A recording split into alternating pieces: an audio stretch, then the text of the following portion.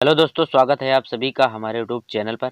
दोस्तों, आज के इस वीडियो में हम लेकर आ गए हैं बीए सेकेंड ईयर वालों के लिए जिन्होंने हिंदी साहित्य लिया है। उनके फर्स्ट पेपर के लिए हम टोटल 30 मोस्ट इंपॉर्टेंट क्वेश्चन का सीरीज लेकर आ गए हैं।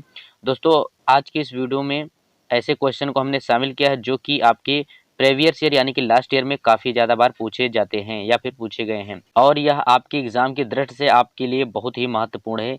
इसलिए मैंने ऐसे ही 30 क्वेश्चन को कवर किया है। तो दोस्तों, अगर आप ये 30 क्वेश्चन और आंसर एंड तक देख लेंगे तो गाइस आपके एग्जाम में इनसे काफ़ी ज़्यादा हेल्प मिलेगी। सो दोस्तों, चलिए पहला प्रश्न देख लेते हैं। आपका पहला प्रश्न है कि निराला की प्रथम कविता का नाम बताइए। ये आपके पाठ 4 से सूर्यकांत त्रिपाठी निराला जी के पाठ से हैं। तो आपके इसमें 4 ऑप्शन हैं: संध्या सुंदरी, तुम और मैं, जूही की कली एंड वर्दे वीणा वादनी। तो इसका जो राइट आंसर हो जाएगा ऑप्शन नंबर सी यानी कि जूही की कली। ओके, तो इसका जो राइट आंसर है ऑप्शन नंबर सी, जूही की कली। तो गाइस चलिए अगला प्रश्न देख लेते हैं। आपका अगला प्रश्न है कि निराला की कौन सी रचना प्रगतिवादी विचारधारा से संबंधित है। तो इसका जो राइट आंसर है, आपके ऑप्शन 4 है और इसका जो राइट आंसर है ऑप्शन नंबर ए।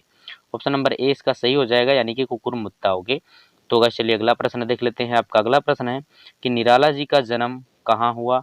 तो गाइस इसका जो राइट आंसर है ऑप्शन नंबर डी यानी कि मिदनापुर महिषादल परिवार में सूर्यकांत त्रिपाठी निराला जी का जन्म हुआ था। ओके, तो गाइस चलिए अगला प्रश्न देख लेते हैं। आपका अगला प्रश्न है कि निराला के आध्यात्मिक गुरु कौन हैं। तो गाइस इसका जो राइट आंसर हो जाएगा ऑप्शन नंबर डी यानी कि स्वामी विवेकानंद जी निराला जी के आध्यात्मिक गुरु जी हैं। ओके, तो चलिए आपका अगला प्रश्न देख लेते हैं। आपका अगला प्रश्न है कि छायावादी कवियों में बुद्धि तत्व की प्रधानता किस कवि में है।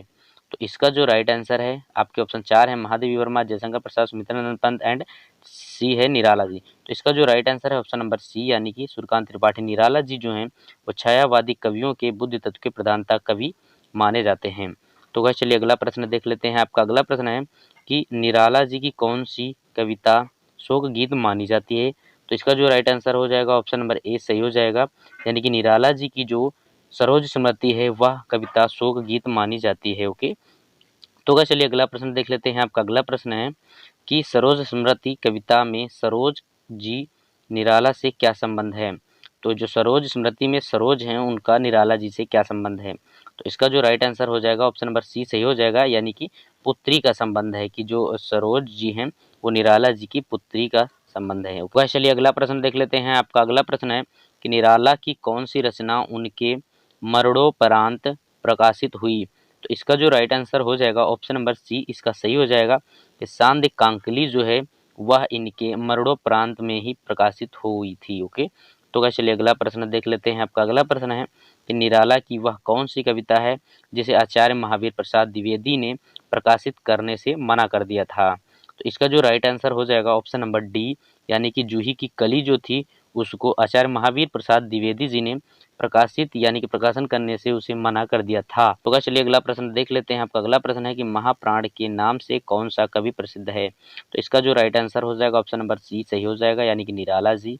ओके, तो चलिए अगला प्रश्न देख लेते हैं। अगला प्रश्न है कि अड़िमा बेला अनामिका के रचनाकार कौन है।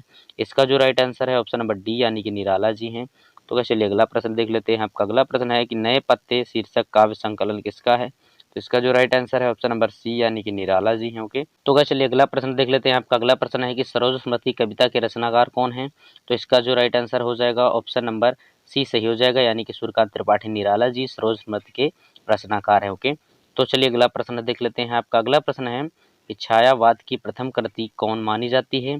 छायावाद की जो प्रथम कृति है वो झरना है। तो इसका जो राइट आंसर है ऑप्शन नंबर बी यानी कि झरना। ओके, तो गाइस चलिए अगला प्रश्न देख लेते हैं। आपका अगला प्रश्न है कि निरुपमा शीर्षक उपन्यास का लेखक कौन है। जो निरुपमा शीर्षक है उपन्यास उसका लेखक कौन है। तो इसका जो राइट आंसर है ऑप्शन नंबर ए यानी कि सूर्यकांत त्रिपाठी निराला जी निरुपमा शीर्षक उपन्यास के लेखक हैं। ओके, चलिए अगला प्रश्न देख लेते हैं। आपका अगला प्रश्न है कि निराला कृत प्रबंध पद्य की विधा क्या है। तो इसका जो राइट आंसर हो जाएगा ऑप्शन नंबर बी सही हो जाएगा यानी कि निबंध है। निराला कृत प्रबंध पद्य की विधा जो है वो निबंध है। ओके, तो गाइस चलिए अगला प्रश्न देख लेते हैं। आपका अगला प्रश्न है कि कुकुरमुत्ता का प्रकाशन जो है वो कब हुआ था।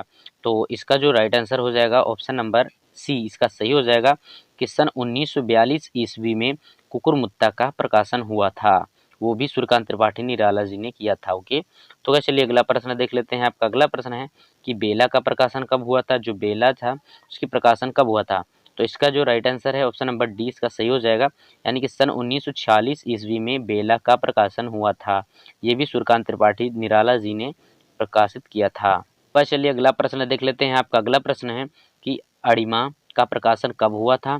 तो इसका जो राइट आंसर हो जाएगा ऑप्शन नंबर ए सही हो जाएगा कि सन 1943 ईस्वी में अणिमा का प्रकाशन हुआ था। ओके, तो गाइस चलिए अगला प्रश्न देख लेते हैं। आपका अगला प्रश्न है कि आचार्य महावीर प्रसाद द्विवेदी के संपर्क में आकर निराला को किस पत्र का संपादन मिला। तो इसका जो राइट आंसर हो जाएगा ऑप्शन नंबर बी इसका सही हो जाएगा कि समवन्य का महावीर प्रसाद द्विवेदी के संपर्क में आकर निराला जी को समवन्य का संपादन मिला था। ओके, चलिए अगला प्रश्न देख लेते हैं। आपका अगला प्रश्न है कि मतवाला पत्र कहाँ से प्रकाशित होता था, यानी कि जो मतवाला था वह पत्र कहाँ से प्रकाशित होता था।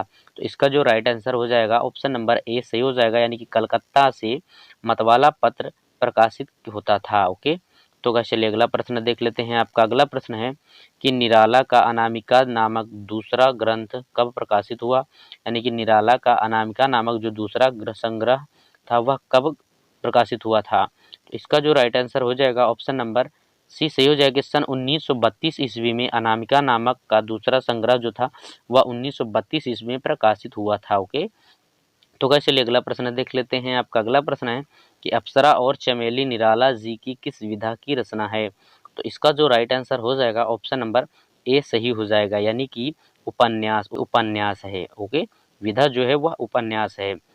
तो गाइस चलिए अगला प्रश्न देख लेते हैं। आपका अगला प्रश्न है कि निराला जी की अनुदित रचना नहीं है।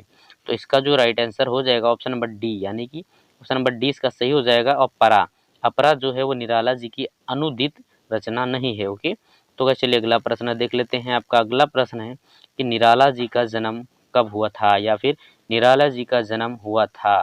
तो इसका जो राइट आंसर हो जाएगा ऑप्शन नंबर सी, यानी कि 1899 ईस्वी में सूर्यकांत त्रिपाठी निराला जी का जन्म हुआ था। ओके, तो गाइस चलिए अगला प्रश्न देख लेते हैं। आपका अगला प्रश्न है कि निराला किस प्रकार के कवि माने जाते हैं।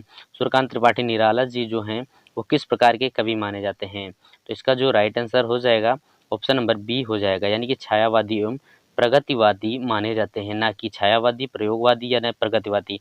तो ये माने जाते हैं छायावादी एवं प्रगतिवादी दोनों। तो गाइस चलिए अगला प्रश्न देख लेते हैं। आपका अगला प्रश्न है इनमें से कौन सी कृति निराला द्वारा रचित है। तो इसका जो राइट आंसर है ऑप्शन नंबर ए, यानी कि परिमल जो है वह सूर्यकांत त्रिपाठी द्वारा रचित है, पल्लव संधिनी उर्वशी नहीं है। तो गाइस चलिए अगला प्रश्न देख लेते हैं। आपका अगला प्रश्न है और आपके वीडियो का लास्ट प्रश्न है कि जूही की कली कविता को किस पत्रिका ने प्रकाशित करने से मना किया था। तो इसका जो राइट आंसर है ऑप्शन नंबर डी सही हो जाएगा, यानी कि सरस्वती पत्रिका जो थी उसने जूही की कली को प्रकाशित करने से मना कर दिया था। ओके, तो गाइस उम्मीद करते हैं आपको वीडियो पसंद आई होगी। वीडियो पसंद आई तो वीडियो को लाइक करें, और चैनल पे पहली बार आए तो प्लीज़ चैनल को जरूर सब्सक्राइब कर लें, क्योंकि मैं ऐसे ही बीए से रिलेटेड इस चैनल पर वीडियो डेली अपलोड करता रहता हूँ। तो गाइस मिलते हैं नेक्स्ट वीडियो में, तब तक के लिए बाय, टेक केयर।